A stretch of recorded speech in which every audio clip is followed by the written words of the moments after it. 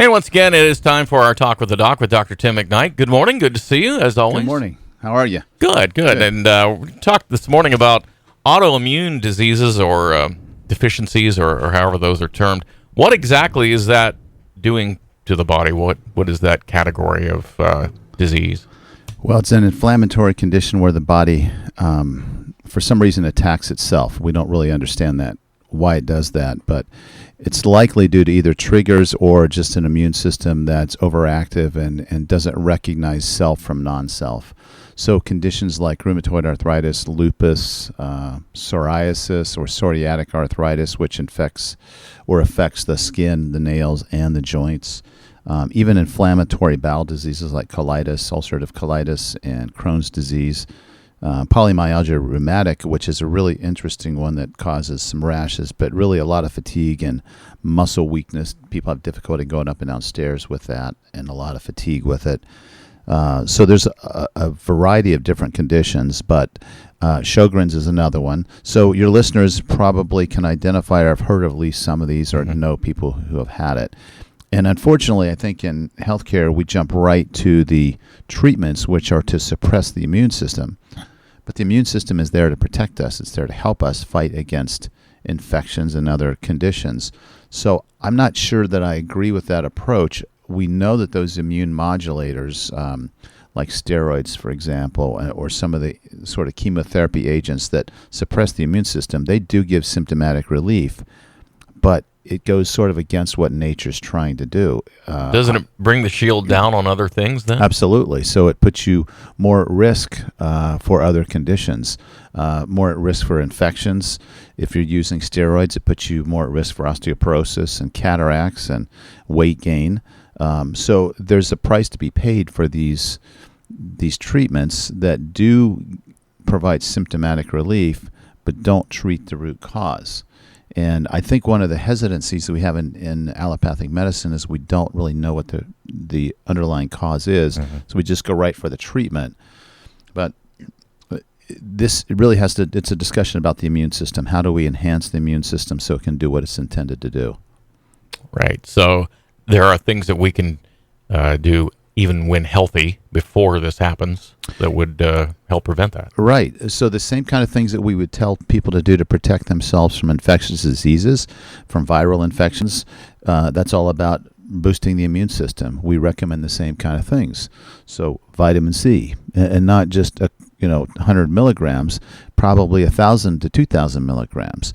Vitamin D. Everybody, I'm not going to say everybody, but probably 90-95% of people that live in this area in Ohio are vitamin D deficient. I measure it all the time. Most people are pretty low, and most people are going to need at least 5,000 units a day of vitamin D. Zinc is also an important mineral for immune function, so is selenium. And then turmeric is a very good anti-inflammatory natural herb that also has anti-inflammatory properties. And then the final one would be B-complex. We've talked about B-complex before. B-complex means it has all the B vitamins in it. Many of us have marginal deficiencies in some of the B vitamins like folic acid and B12, sometimes B6. And so these have to do with, we call these methylation pathways. And when you interrupt or those methylation pathways don't work, it disrupts nitric oxide production, which we talked about. It puts us more at risk for heart disease, and we have relative deficiencies or impairment of the immune system when we're deficient in the B vitamins because they help us fight stress. So these are sort of nutritional approaches.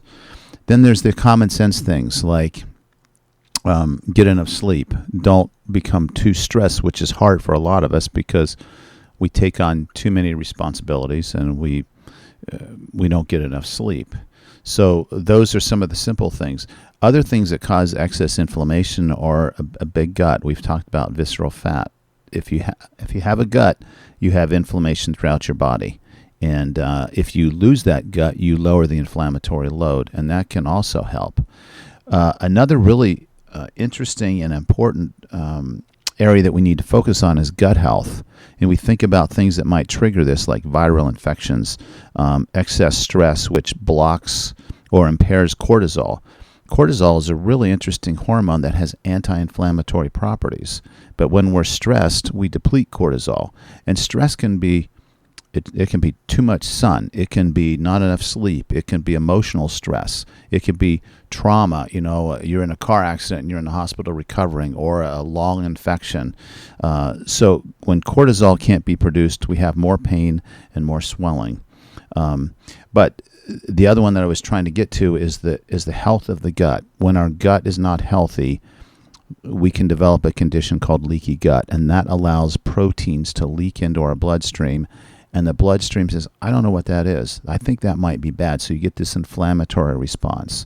And that causes inflammation throughout all the body. It's an overreaction.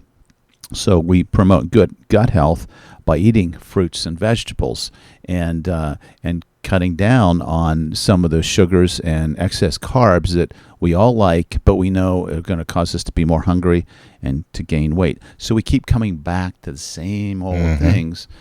But hopefully, somebody hears something with what we're discussing that says, okay, that makes sense. I think I'll do that. But it really comes back down to those lifestyle changes that are kind of a challenge for most of us to really do consistently long term. You talked about a lot of vitamins and nutrient supplements too. You don't just dive into that. Should you go get some advice on what might be best for you?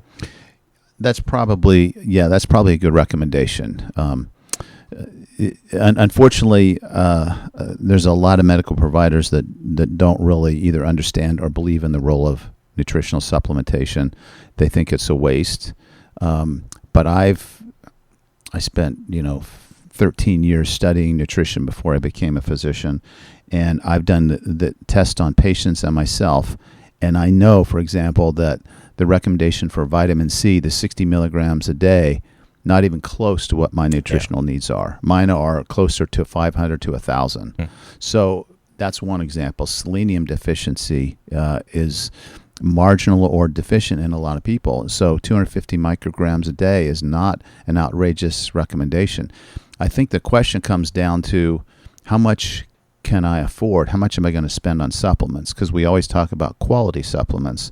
So then you kind of have to make a priority list or a hierarchy of the most important ones. Yeah. But I always come back to almost everybody needs some vitamin D.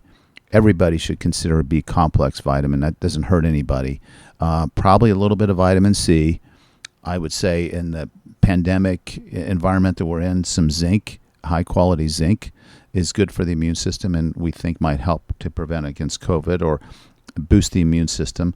So those are just some of the basics. And unfortunately, like I said, a lot of what we learn in medicine, we skip through all of that and we jump right to pharmaceuticals. Well, you said some people are uncomfortable with that. Is that physically uncomfortable or just don't like the idea? Well, a lot of providers, that's what I was talking about. Medical providers just think it's going to be a waste of money. It doesn't work. Well, there is some truth to that because if you're still smoking and you're drinking too much and you're overweight and you're living a stressed life where you're getting enough sleep, those things don't have much of an impact. But for people who are trying to do relatively well with lifestyle changes, I definitely would suggest that you do that. But it's an investment. You don't get these supplements at a discount chain. You don't look for the cheapest supplements. You go for the quality. That's why we come back to the products that Mako's carries.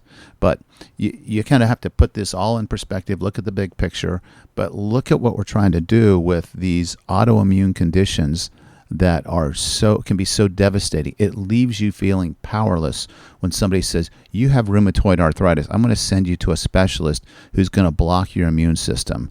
And you're going to be more at risk for all these conditions so that you don't have joint pain. And they're going to be expensive and there'll be side effects. And you're just left with, don't I have any other options? And I'm not saying or promising that these treatments will reverse these conditions, but they can make you or help you live with them more comfortably, or maybe delay the requirement for these strong medications that we use. So I really encourage people to take this seriously. I've seen several people in the last week with these conditions, and it's just tragic that I know how bad they're suffering, and I get a little bit upset when they go to a specialist and there's no discussion about other approaches, other options. My 3-year-old granddaughter has rheumatoid arthritis, and she is getting a weekly shot of methotrexate. That's a powerful drug, and the rheumatologist had no other options. We're going to this, and we're not fixing anything with that. And what are the long-term effects on a 3-year-old? Yeah. To me, that's absolutely ludicrous. And I just think we need to support the body's inherent ability to protect ourselves. It all starts with nutrition always. It starts with nutrition. It includes a little bit of sunshine, rest and relaxation, good water, healthy thoughts, healthy relationships, all those things that we talk about in Fit for Life. You put that all together, you try to do your best. Nobody's going to be perfect, but we try. And I always tell patients, if you don't believe in what I'm telling you, then try what you know you shouldn't do and see how you feel. Right. Have a 6-pack, have a whole dozen brownies, don't sleep for 3 days, smoke 2 packs of cigarettes in 1 day. See how you feel. Your body's going to give you some feedback, and that should be a pretty clear message to us. Yeah. All right. Well, you're already looking good, so you might as well feel good too. Exactly. Okay. That's right. Thanks for being in. Oh, thank you. Dr. Tim McKnight, as always, here as we talk with the doc on this Tuesday morning.